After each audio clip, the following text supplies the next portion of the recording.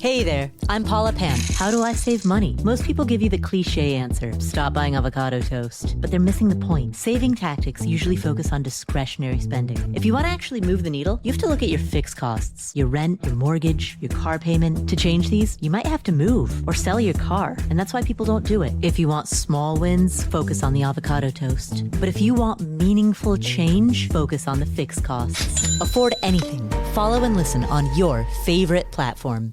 It is 11 o'clock, hour number 2 of Three Man Front. Appreciate you tuning us in on this Thursday. Jamie Watson was just on the show, gave us a preview of tonight's United States men's national team as they take on Turkey A. I love Jamie. Jamie's great. He would be great just to have every morning when you woke up, if you were feeling down and you really wanted to go and attack the day. I think Jamie would be a great person to help you do that. So Turkey is plus 285 tonight against the United States. So basically, Turkey is a bigger underdog than Conrad is to Hastings. Whoa! And Monday night. Or Monday afternoon, I should say. Because that is a 280. So. Have we got with Brian, have the odds changed at all on Hastings or Conrad? No, do you think we'll get any movement? It's holding firm. I think both sides are kind of establishing their war lines, so to speak. So, yeah. We're going to go to Tuscaloosa momentarily and talk to Rodney Orr as he will join the program, as should be a very interesting conversation based on what we have discussed this week about Alabama recruiting. You need somewhere to take care of your automobile, whether it's your air conditioner. Now the hot months are here. You're going to have stifling heat. You want to make sure that thing is operating at optimum efficiency. Or if it's maybe a belt, a hose, a noise, a light that comes on in your automobile you're not sure of, well, there's a place that I'm sure of, and I'm telling you about it if you've never heard it. The Garage in Pelham, thegarageinpelham.com. That is the website. Check it out, all the services. But first and foremost, check out the 5-star ratings across the board, and people from all over the state of Alabama continue to bring their cars, trucks, and SUVs to the Garage in Pelham because of the outstanding service they've received. Over 2 decades, they've been in business.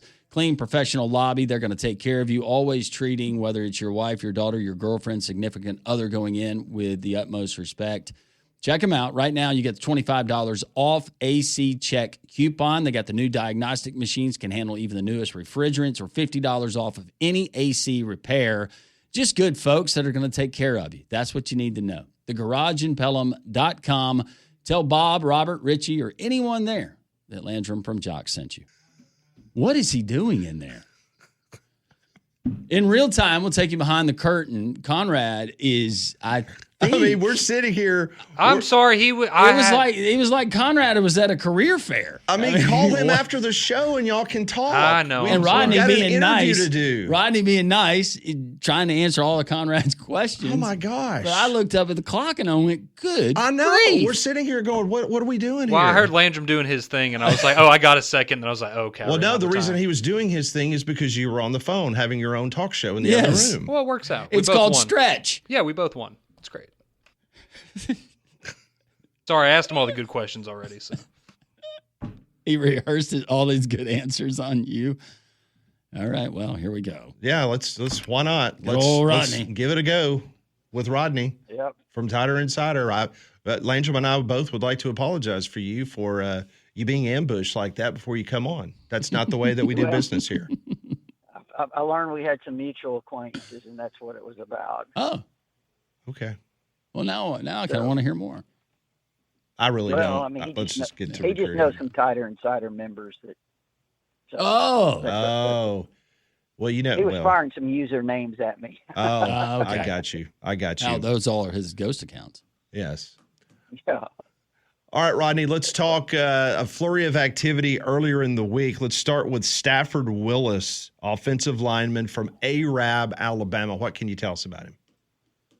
Yeah, I mean, again, I think he was a guy that Alabama had some other highly rated players, I think, that initially they were recruiting, and it looked like things were going in a different direction.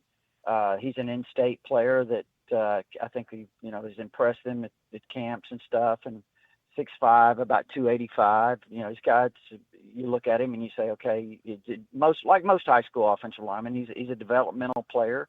Could play on the outside at tackle, could play guard. So he's got some versatility to him. And I think that they feel like he's a guy. Hey, we take him, we develop him, and he's got connections to the state and to Alabama, and he's a guy that'll stick around. Another commitment for Alabama, Tyler Younger. You like the measurables with this guy. Edge rusher, 6'4", 6'5", 220 pounds. What can you tell us about the Norcross junior youngster?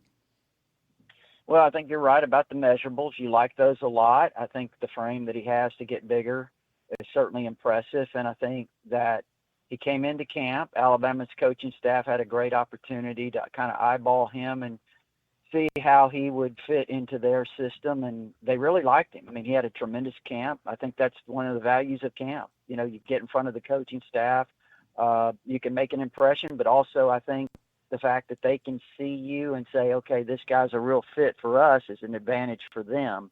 So I think the camp is really what sealed it for him. All right, what about Darius White, a 3-star cornerback, another Georgia kid that Alabama has dipped into the state lines of Georgia to bring to Tuscaloosa? What can you tell us about him? He's a big guy, I think, 6'3", 185, something like that. Mm-hmm. Yeah, again, I think the one thing Alabama probably does as well as anyone in the country is recruit the secondary.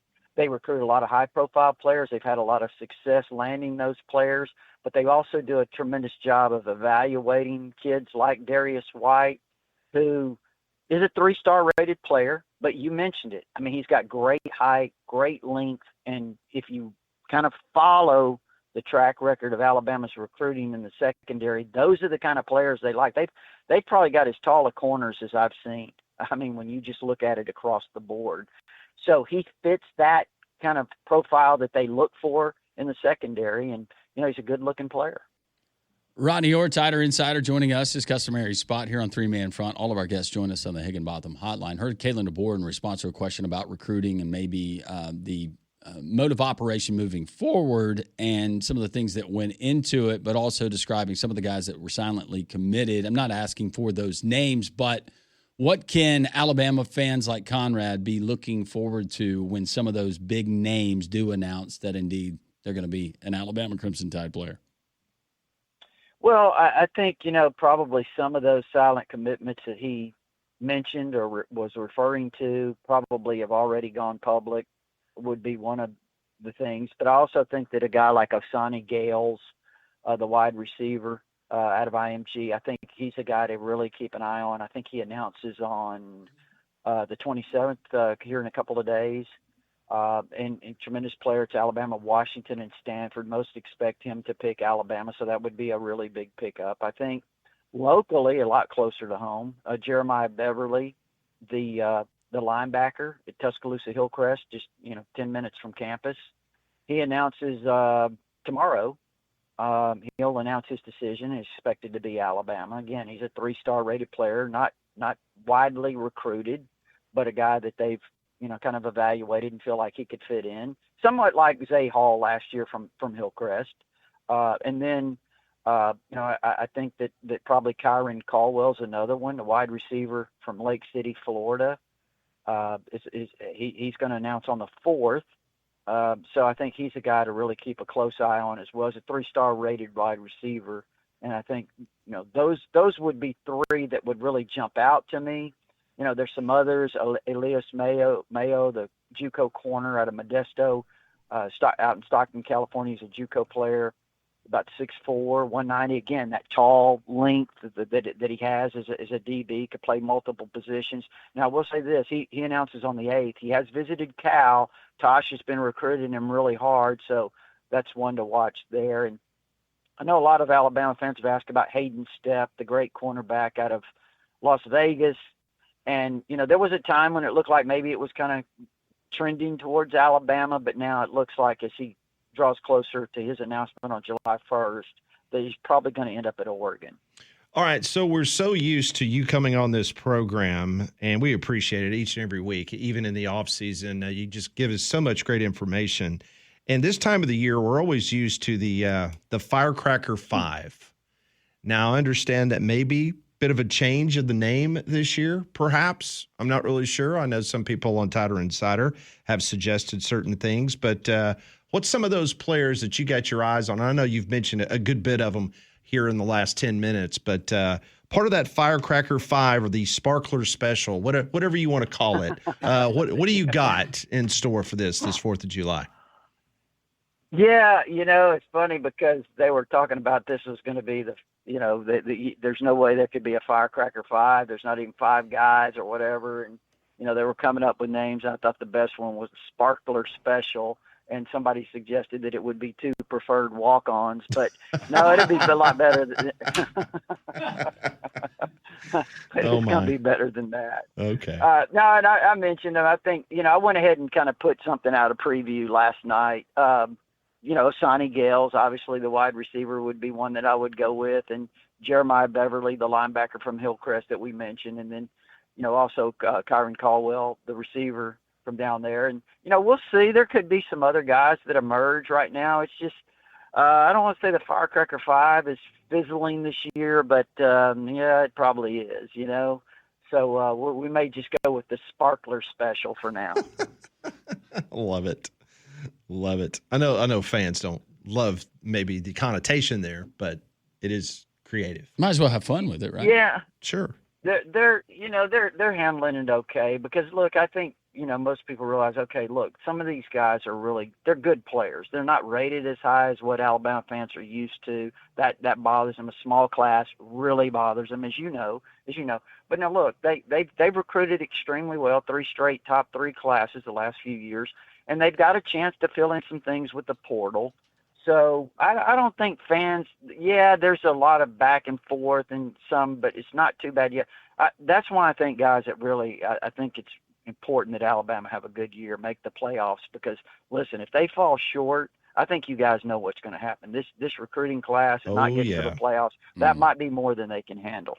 No, you're absolutely right. And this is not an excuse, and this is for every program out there, not just Alabama, that if you don't have a good recruiting class, according to the numbers or the experts, at whether it's On3, Rivals, or 247, whatever the case may be, there's that thing called the transfer portal. And as long as you have money, you can always correct some wrongs through a recruiting class by going out and spending probably a lot of money, probably overspend to try to correct those issues. So with that being said, if Alabama and this philosophy, what they have in this class, doesn't seem to pan out, then if Alabama can find some money underneath the cushions of the couch at Greg Burns' office, maybe they could go out and get who they need supplement-wise on their roster. Could, and, I think a lot of people are concerned because think about this. Right now, there are 2 linemen committed, and one on offense, one on defense. Right. They just lost their guy that was their best defensive line prospect, most people's opinion, Mitchell Turner, who a lot of people were projecting to Alabama for 3-4 months now from Louisville, Mississippi, and he just committed to Ole Miss.